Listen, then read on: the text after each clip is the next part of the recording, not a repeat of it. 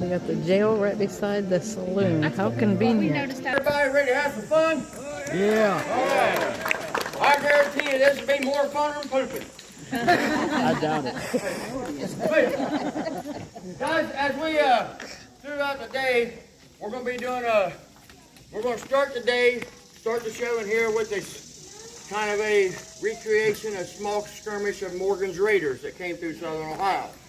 And that's what we're going to do in here. After that, we'll give it time for the guys to get all set up and everything. We're going to go out in the field and do an artillery demonstration. After the artillery demonstration, and that's while we're out there, if there's any kids that want to pull a lanyard on the gun or anything like that, we'll get you guys up there and you can pull it. We won't do a full load, but anybody that wants to try it, we'll give you an idea of what it was like out during the demonstration. After the demonstration, we're going to come back into town and we're going to change clothes and do a Wild West show for you. So that way, some of you guys come to see the Wild West shows, so we're going to do both for you today. And plus, us guys don't mind getting rid of these wolves for a little bit just to do cowboy stuff. It's hot. All right. Anybody not been here before? Whoa, a bunch of you. Well, welcome. Thank you guys for coming out and spending the holiday with us. We appreciate it. Throughout the day while we're doing the shows, it's very imperative when we're doing a show for everybody to stay behind this rope. This is a magic rope. As long as you're behind it, you won't get run over, shot, or killed. Maybe. If by happenstance you do wander on the wrong side of the rope, and you do get run over, shot, or killed, none of these guys here is going to dig a hole to put you in it. They're just going to tie you behind these horses, drag you up over the hill, and feed you the coyotes. That's what happens if you get run over, shot, or killed. Now, kids, you know what happens when you get eaten by a coyote? You get some coyote poop. Yeah. So if you don't want to be a big pile of coyote poop, stay behind this rope. Somebody wants to be coyote poop back there, I know. But anyhow, I'm going to give you a short, quick history of Dogwood Pass. The Dogwood Pass started out as a hobby. I was born and raised right here on this farm on the other side of the road, but this old road right here was my old horse trail when I was a kid growing up. And I always told my buddies I want to build an Old West saloon. I always liked the Old West and the John Waynes and the Clint Eastwoods and stuff like that, and the Cowboys. So I met my wife, Calamity Jane. If you haven't met her, you will before it's over with. Where's she at? There she is. About 30 some odd years ago, and she said, go ahead and build it. All these years of me waiting, my wife let me build my saloon. Guys, that's a rarity in itself right there for your wife to say, go ahead and do what you want to do. All right, you know that. So that's the first miracle. So I built the saloon, and it doesn't look right. And our backyard, our house is just right over on the other side of the church here. You saw it when you come in. So we built the jail. My buddies would come over. We used the saloon for family get-togethers. My buddies would ride the horses up. We play cards and stuff like that. So they stayed kind of late. I said, well, we need to fix a place for them to stay, so I built the jail. So, yeah. And that's where they belong. But anyhow, it just kind of grew. And we had no intentions of opening it to the public. We opened it up about 3 or 4 years later. Just a few buildings here. Like you see, just 4 or 5 buildings. And we had a small, I'm talking a lot because I got people coming in. We opened it up one day to do a benefit for a little girl who was battling cystic fibrosis. And the public came in and we done some shows and raised some money, had auctions and stuff like that to raise money for this little girl. It was great. All right, and there's nothing like helping out a little kid, right? Nothing like it. So the next year we opened up again for one time for a different kid. Well, to this day, 13, 14 years later, however long it's been, every year we pick out a different kid, and all season long. In fact, we had the benefit last weekend for a little girl battling a heart disease, and the guys got together and done the same thing. We raised money. That's how the town started, and we do it every year because that's how it started, and that's how way it's going to go until we go on dead. Hopefully my kids pick it up. But these guys volunteer their time to help us keep the town open to do that. A percentage of everything you guys paid down at the gate to get in goes to next year's little kid. That's the way we work. That's the way it works here. So a big percentage of that, a lot of it goes to electric bill, and upkeep. But a big percentage of it we save back every year to buy mini bikes and guns and tons of stuff to raffle off. Is this working? Nope. Just went out. This Can went out. everybody hear him though? What about now? But let's do that. I'll hold it up there. But our benefit was last week. We do it in August every year. And that's why. Well, that ain't why. I'm getting dirty now. But thank you guys for coming out and help us help the kids, because that's what this is all about. These guys volunteered their time 13 years ago. Someone's been here 10, someone's been 12, someone's 4, they come to help us do that, and now they won't leave. So that's why we're open pretty much almost every weekend through the summer. But that's how Dogwood Pass came to be. Now, throughout the day, guys, with our shows, first off, I want you guys to give these guys and all these volunteers a big hand for what they do. They come out and they sweat. At Christmas time, we do Christmas shows out here. They come out and die in the snow and the mud and the rain. We don't close down unless it's real bad lightning or 2 foot of snow.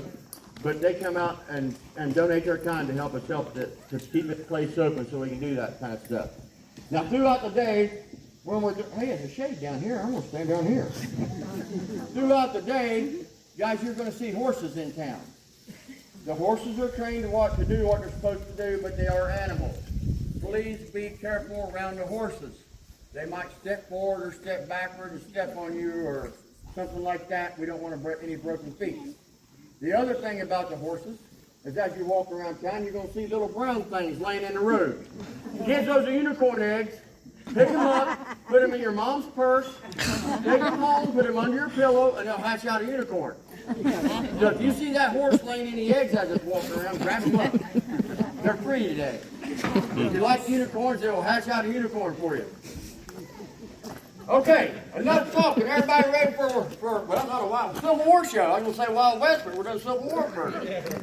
All right, guys, like I said, we're recreating a little bit of Morgan's Raiders. If you don't know the history behind Morgan's Raiders, look it up. We're going to tell you a little bit about it here in a little bit. But they travel through southern Ohio, raiding little towns and stuff for diversion. And so everybody ready? Yeah. All right, let me get out of the way here and we're getting ready to start.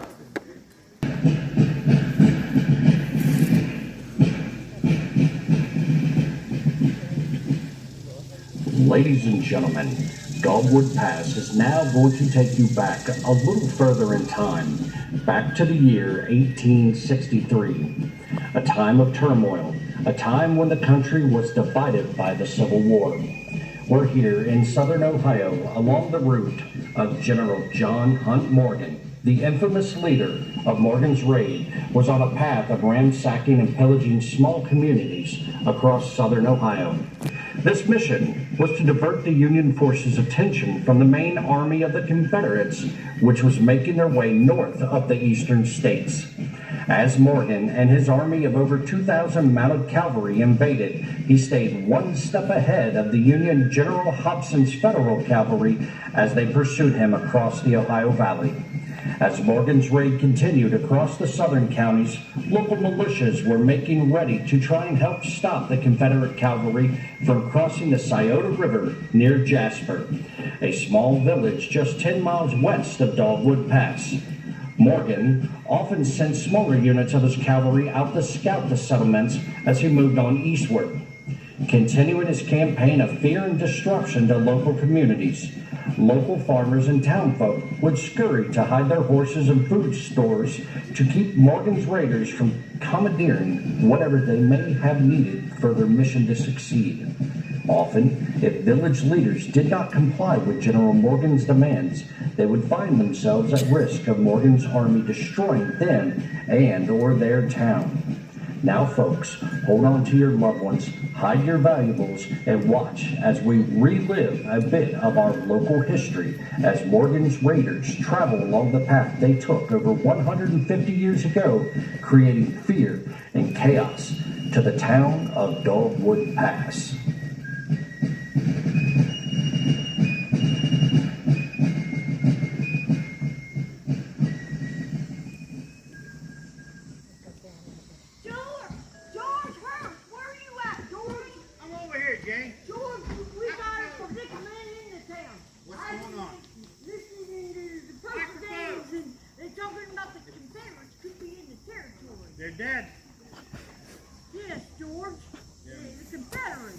I know they're in the area.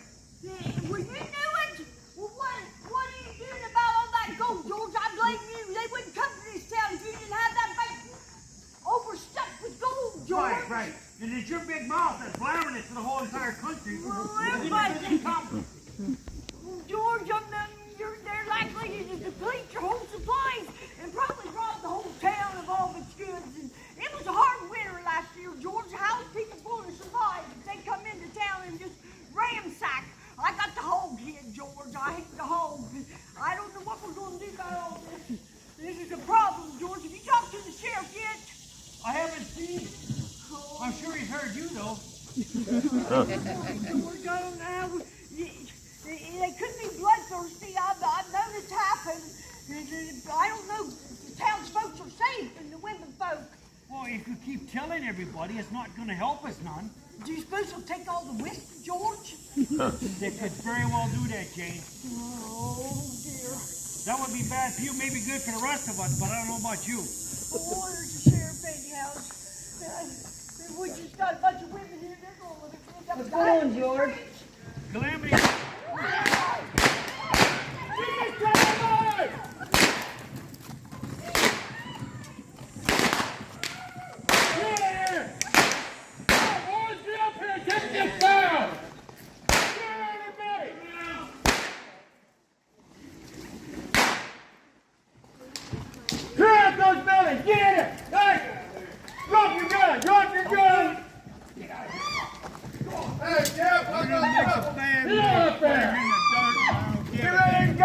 Leave your guns there, boys! Don't do that, stupid. Secure all the guns! Give me all the men out here. Stand right there. Hey, don't move. Get out here, mister. Come on, mister, right down this way.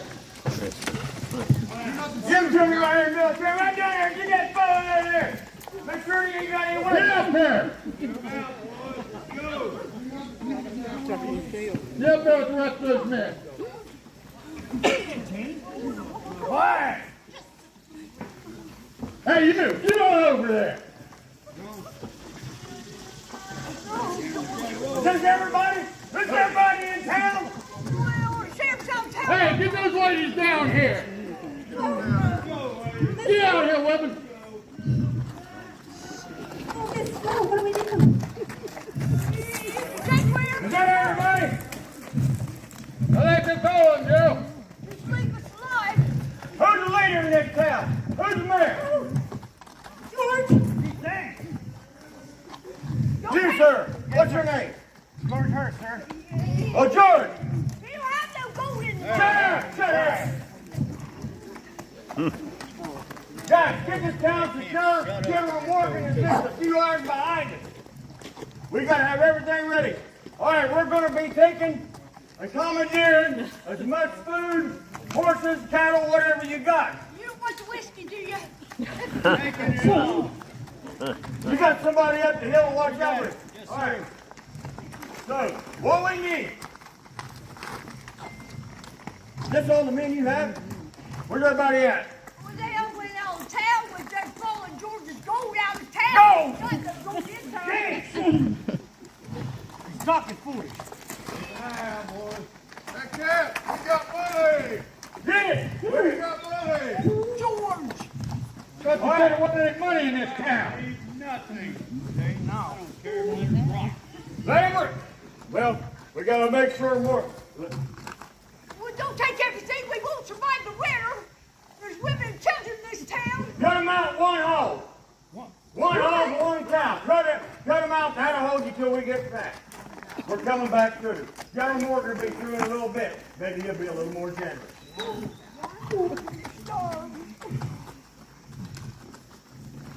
All right, so is everything out? You got everything out of the freight office? You got everything. Check that freight office. Check everything you can.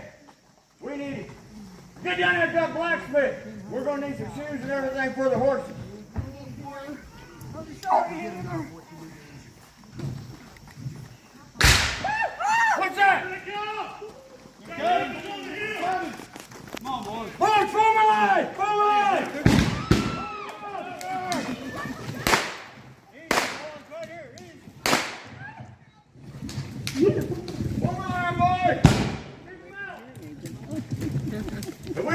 Come on, boys, don't let them down there. Hold the line, boys, hold the line. Don't let them down that road. Looks like militia. Get him in. Hold him up. Come on, boys. Where'd you go? Steady now.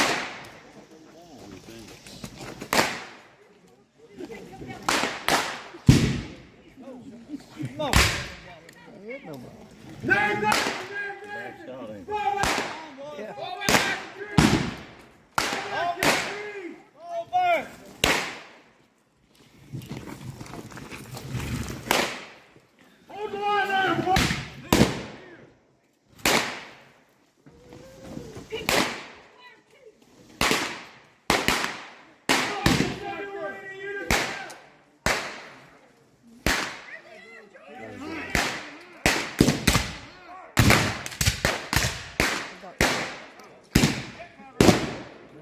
They got one.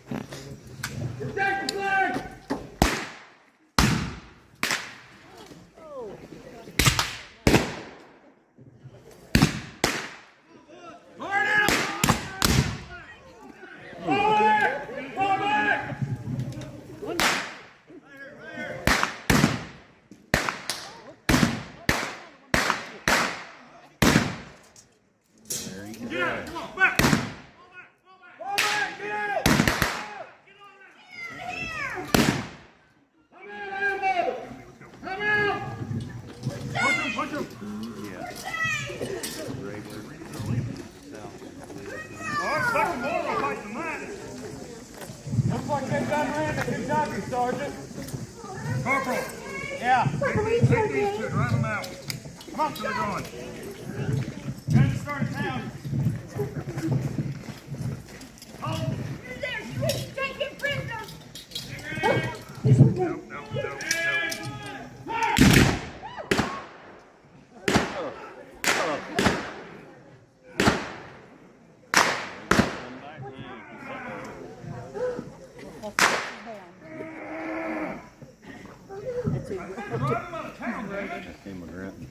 Yeah. We sure do appreciate you coming. How'd you know? Oh, we're saved.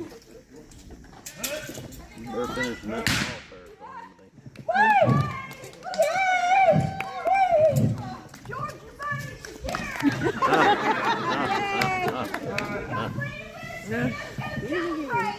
We got plenty of whiskey. Resurrect! Resurrect, ladies and gentlemen! Give him a big hand here before I run over with the horse. He had a lot of severe heart conditions and stuff. He was 28 years old.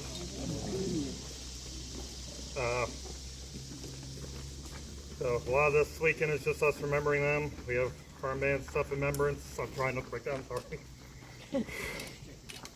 But he was cousin and pretty much brother to my corporal here. So I'm going to let my corporal lead us on 3 volleys in memory of Devin. If you want to say anything more, Dakota. My cousin Devin,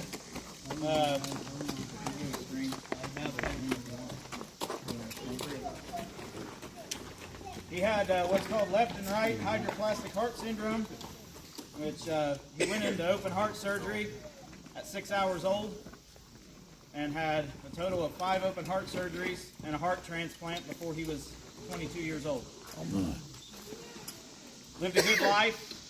Once he got the heart transplant, was able to do reenacting, and I was blessed and fortunate enough to be able to share that with him.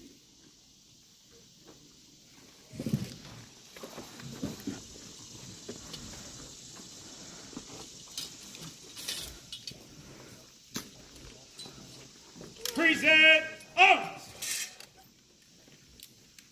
Extreme elevation. Make ready.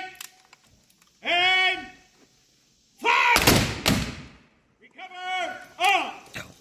Load.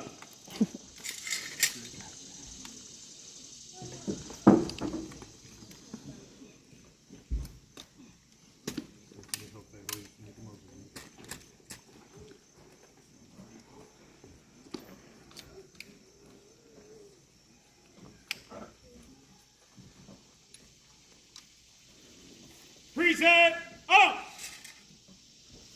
Ready and fire. Recover on. Load.